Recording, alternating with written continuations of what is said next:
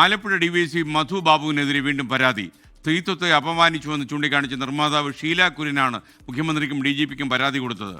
മധു ബാബുവിൻ്റെ ഫോൺ രേഖകൾ പരിശോധിക്കണമെന്നും ഷീല കുര്യൻ ആവശ്യപ്പെട്ടു. അശ്വിൻ പാലാഴി ആലപ്പുഴയിൽ നിന്നും ചേരുകയാണ്. അശ്വിൻ, ഗുഡ് മോർണിംഗ്, പറയൂ.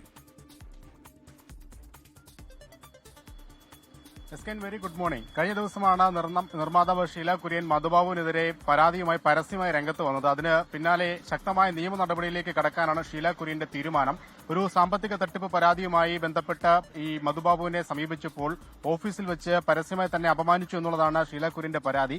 ആ പരാതി ഇപ്പോൾ ഔദ്യോഗിക രേഖയായി മുഖ്യമന്ത്രിക്കും DGPക്കും ഇന്നലെ നൽകിയിട്ടുണ്ട് ഷീല കുര്യൻ. അതിൽ പറയുന്നത് മധുബാബു സ്ത്രീത്വത്തെ അപമാനിച്ചു എന്നാണ്. സാമ്പത്തിക താൽപര്യങ്ങൾക്ക് വഴങ്ങി ആരോപണ വിധേയർക്കൊപ്പം നിന്നുവെന്നും തന്റെ പരാതി അട്ടിമറിച്ചു എന്നുള്ളതാണ് പരാതിയിൽ പറയുന്നത്. അത്തരത്തിൽ ഗുരുതര ആരോപണങ്ങളാണ് മധുബാബുവിനെതിരെ പരാതിയിൽ ചേർത്തിരിക്കുന്നത്. ഒപ്പം ഈ കഴിഞ്ഞ 2025 ഫെബ്രുവരിയിലാണ് ഈ പരാതി നൽകാനായി എത്തുന്നതും ഓഫീസിൽ വെച്ച് അപമാനം നേരിടേണ്ടി വന്നതും.